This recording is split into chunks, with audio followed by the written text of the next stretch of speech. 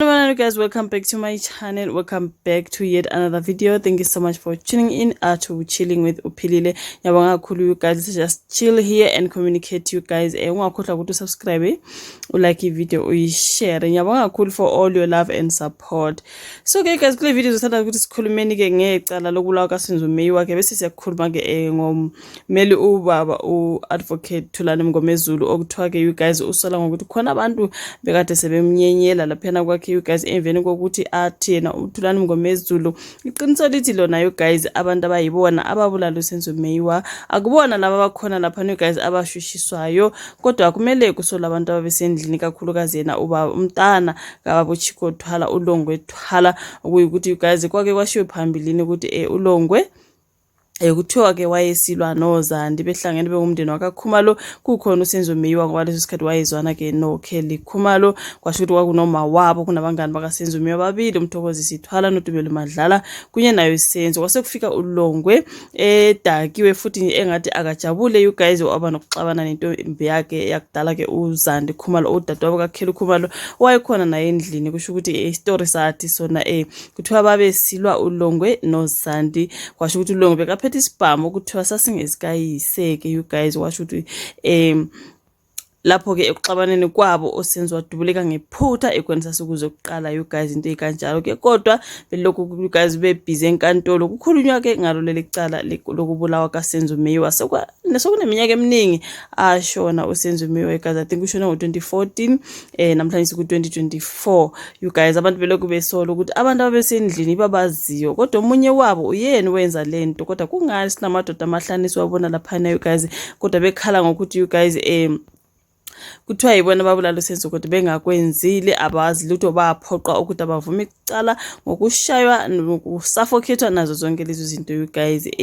ke kuningi lapha kodwa ke uMngomezulu you guys uye wabuya wathi yena ke information anayo ithi yona kwakusilo uZandi noLongwe ingakho bekafuna ukuthi ngathi kungafika ubaba kaLongwe ubaba Chiko Thwala ezotestify kakhulukazi nayo uKelly Khumalo wayintombi kaMeyiwa ngaleso sikhathi kunye nobaba iboss Orlando Paris ubaba uIvan Khoza ngoba kuthiwa naye wayeshilo angazi ukuthiwa kakhuluma ke ufowabo kaSenzo Meyiwa uSifiso Meyiwa ukuthi ubaba uKhoza washo wathi kodwa ke kuthiwa kwakulwa ke udadewabo kaKelly Khumalo noLongwe kwasho ukuthi ke you guys kudubule kuSenzo so bekuthiwa ke ngathi bangeze court ke bezotestify you guys into ekanjalo ke kodwa ubaba Chiko Thwala uzwakalete ngeke yena adlala uMngomezulu you guys ama fly by night lawyers umesho kanjalo you guys ezwakalisa ukuthi akafuni ukuyotestify ngokuthi yena wayengekho ngesikhathi kubulawa uSenzo kodwa mina iwari yami ukuthi kodwa esibhedlela nguye wagijima wafika kuqala ngwasezo kuthiwa kwafika kuqala ubaba kaLongwe Thwala sase siyabuzana ukuthi into eyenza ukuthi agijimele esibhedlela mangabe lento ayinalutho lokwenza nengane yakhe wayeyokwenza nesibhedlela beze bebone nje kufanele ukuthi bamfonele babemfonela ngoba kwenze njani mangathi engathi yena ngeke aza testify ngoba wayengekho kodwa lapha esibhedlela uSenzo seshonile wayekhona bamfonela bathi kwenze njani bathi baba iza kwenze njani kuyacaca ukuthi bathi baba iza ngoba nawo uLongwe esekadubulo omunye and sisesibhedlela nangwagijima yofika esibhedlela kanti kwasho ukuthi uSenzo uzoshona kodwa yona into yakhulunywa nakudala you guys osoqhubeka ecourt ngokuqhubeka ecourt according to me angazi you guys so emva konke lokhu you guys uMngomezulu ilawyer ka uSibiya into kanjalo guys umeli ke kwelika Meyiwa usokweliswa amadoda akasele kwakhe emveni kokuthi athi the people who shot and killed Senzo Meyiwa are not among those guys you guys washo ukuthi uMngomezulu uza neinformation ubufakazi anabo busho ukuthi ke kwakula uZandi noLongwe kwadubuleka uSenzo washona ngathi ke leyabalekelwa lelo qiniso you guys alifunakali okuyikuthi mina ngithi yingakho sekunenkinga manje sokuthiwa uMngomezulu sekunabantu abamnyenyele kwakhe ngathi bebefuna ukungena kwenzakalani you guys okwenzekile waseyo reporter ke ukuthi kunenkinga yana ekhona ngoba ngathi impilo yakhe isengozini ngoba ke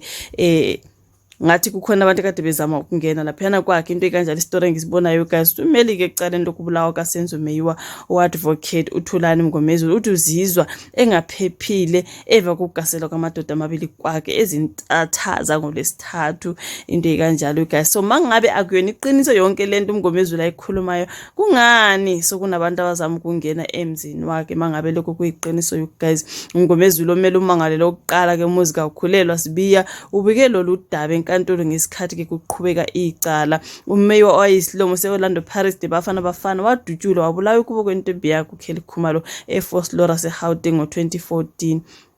uMngomezulu ke wajoyina leli cala seliphakathi ubukele ijaji uRatha Mokgoatlheng ngamadoda asolisayo afike kwakhe uthe unezinsolo zokuthi ekuhlobene nokusebenza kwakhe kuleli cala. uMngomezulu uqale wacela inguyazana nejaji umshushisi nabanye abameli bayoxoxa esithe babuya lapho laqhubeka icala kodwa lithe eselisongwa bese belikhumbuza ijaji libe selandlala ke udaba esidlangaleni ngokucela kukaMngomezulu ukuthi ngithola umbiko othusayo kuMngomezulu engibikela ngesigameko asola ukuthi sihlobene necala leli ubike ngamadoda amabili afike emzini wakhe ecaluza ngendlela esolisayo ezintatha ngenhlanhla izinja zibhoke kakhulu ezawaphazamisa lamadoda abezama ukungena. Kwasho ke ijaji libika udaba lukaMngomezulu guys ecourt. Ijaji lithi uMngomezulu akaneme neze ngoba sola ukuthi lamadoda ebezomzakalisa futhi uzizwa engaphephile emva kwalesi sigameko. So uMngomezulu uthi uyasola ukuthi laba abalisa bebeze kabi kuyena befuna ukumenza okubi noma bambulale ngoba phela izigameko ezenzekayo eNingizimu Afrika lezi kakhulu mawuli lawyer nje elisebenza kahle okuyikuthi uzwakala ke ubaba kaLonga ethwala ethi uyi-fly by night lawyer. Ngiyasho ngithi akukho ukuthi uyi-fly by night lawyer, he's a good lawyer and now they can see ukuthi he's going straight to the truth. Ingakho ke manje sekunezindaba lezi ezifana nalezi uMngomezulu engasaphephile nje ngoba iqiniso uliphethe walethula enkantolo sebeyathunukala ke manje ukuthi sekuyakhona ngaseqinisweni lokhu vele kujwayelekile you guys. Abanye baze balahlekelwe imphefumulo yabo ngoba bengamaloya eqiniso asebenza kahle. So ijaji lithe uMngomezulu unelungelo lokuthi avikeleke ngoba ungumsebenzi wenkantolo futhi kungaba kuhle uma udaba engalubika emaphoyiseni libe selinquma ke ukulweneka esidlangaleleni udaba ukuze kwaziwe ukuthi uMngomezulu uyaphazamiseka emsebenzini. Ijaji libuze uMngomezulu ukuthi wenelisekile yini ngendlela eleneke ngayo udaba. uMngomezulu uthe kukhona afisa ukukwengeza ngesinye isigameko esithinta igama lakhe nakuba ngingeke ngikuhlanganise lokhu nalolu daba kodwa ngizokusho. Uthi yena inkonzi yenkantolo iKhaya FM ixoxe noChico Twala ngobufakazi bukaSifiso Meyiwa ethi angiwazi umsebenzi wami akazi ukuthi ngimfakelana kuleli cala kusho uMngomezulu ke ngokukhathazeka. Wasethi uMngomezulu besanda ukuveza ukuthi istatimende sikaMeyiwa uSifiso siveza ukuthi usihlalo weOrlando Pirates nePSL umnumzana uIvan Khoza wathi umufi akabulawanga yizigebengu. Njengoba bengishilo uqaleni uMngomezulu uthe uzobiza uChico noKelly noKhoza bazofakaza ngabakwaziyo kuleli cala. So abameli baqedile ukupheka imibuzo ufakazi owumphenyi uSergeant Bathu Mohola. Icala lizoqhubeka ke namhlanje you guys ongakuthi wena ividiyo uzoyibuka kusasa. Kuningi ke lapha na you guys uMngomezulu ekhala ke ngokungaphephi emveni kokuthi nje zena amaqiniso according to me ngoba ngamaqiniso wonke laza nabo you guys ukuthi ayikho umuntu wabulala uSenzo kulamadoda amahlanu kodwa abantu abesendlini sengathi kungathathwa bona bavalele uzwele ukuthi bazokwazi ukukhupha iqiniso. uKelly noma wakhe nodadewabo Zandi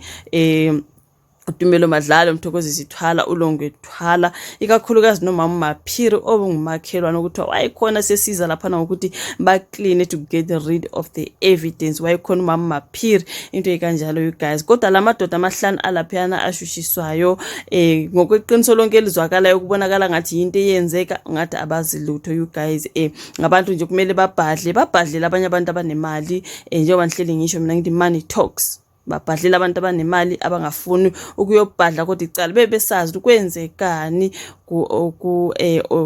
kusenzo Meyiwa into ezikanjalo guys. So ke kuthi uMngomezulu manje uzwakalisa ngathi akasaphephile kunabantu abazamile singazi bayaphinde bazame noma kuyenzekani akasaphephile uMngomezulu sokufuneka ukuthi manje avikeleke njengoba ke sebembiza nge-fly by night lawyer echansa uyenzani kanti bayazi ukuthi ngoba kuyakhona eqinisweni and ikhona lokho abangakufuni and that's according to me. Thank you so much for watching this video. Like video le usubscribe ushare ukuze ungaphutheli izindaba ufake le bell on ukuze every time when we upload uzoba notified. Ngiyabonga kakhulu for isikhathi sakho ngizokubona futhi ku video elandelayo. Bye.